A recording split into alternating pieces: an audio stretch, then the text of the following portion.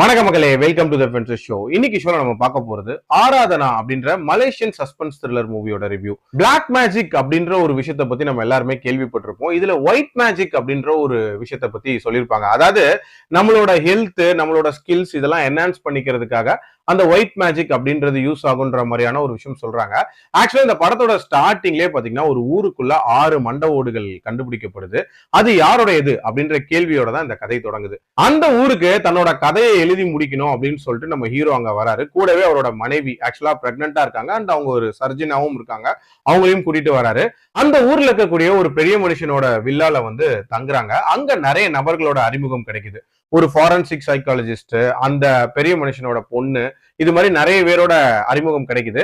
இதுக்கப்புறம் அங்க நடக்கக்கூடிய மர்மமான சம்பவங்கள் என்ன அண்ட் அந்த இறப்பு எப்படி ஏற்படுது, அந்த இறப்புக்கும் ஸ்டார்டிங்ல உள்ள அந்த மண்ட ஓடுகளுக்கும் ஏதாவது சம்பந்தம் இருக்கா அண்ட் டுவர்ட்ஸ் எண்ட் இந்த மர்மங்கள்லாம் எப்படி கண்டுபிடிக்கிறாங்கன்ற மாதிரி நிறைய விஷயங்களை சொல்லக்கூடிய ஒரு படம் தான் இந்த படம். இந்த படத்தோட கதை அப்படின்னு பாத்தீங்கன்னா ஒரு சூப்பர் சஸ்பென்ஸ் த்ரில்லருக்கான பிளாட் அப்படின்னே சொல்லுவேன். ஸ்டார்டிங்ல மர்டர் மிஸ்டரி த்ரில்லரா இந்த கதை தொடங்குது. அதுக்கப்புறம் நடுவுல ஒரு வித்தியாசமான சைக்கலாஜிக்கல் ஹாரர் அப்படின்ற மாதிரி கொண்டு போயிருப்பாங்க.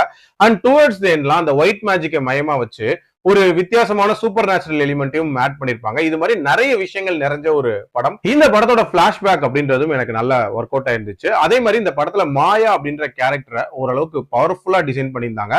அண்ட் இன்ஃபேக்ட் அவங்களோட பாயிண்ட் ஆஃப் வியூ தான் நம்ம ஆடியன்ஸோட பாயிண்ட் ஆஃப் வியூ அப்படின்ற மாதிரி மேக்ஸிமம் அமைச்சிருப்பாங்க. ஒரு சில இன்ட்ரெஸ்டிங் ட்விஸ்ட் அண்ட் டர்ன்ஸ் அப்படின்றதும் நல்லாவே ஒர்க் அவுட் ஆயிருந்துச்சு. எனக்கு என்னன்னா இன்னுமே இந்த ஸ்கிரீன் பிளே அப்படின்றது டைட்டரா இருந்திருக்கலாம் அப்படின்ற ஒரு ஒப்பீனியன் இருந்துச்சு. கொஞ்சம் நிறைய இடங்கள்ல அன்ஆர்கனைஸ்டா போச்சு அண்ட் தேவையில்லாத காமெடிகள் இதெல்லாம் தவிர்த்திருக்கலாம். அண்ட் கிளைமேக்ஸ ஒரு மாதிரி இன்கம்ப்ளீட்டா முடிச்சிருப்பாங்க. அது எனக்கு அந்த அளவுக்கு கன்வின்சிங்கா படல அப்படின்னே சொல்லுவேன். மற்றபடி இந்த படம் ஒரு டீசென்டான அட்டெம்ப்ட் அப்படின்னே சொல்லுவேன். என்னோட ரேட்டிங் இந்த படத்துக்கு 3/5.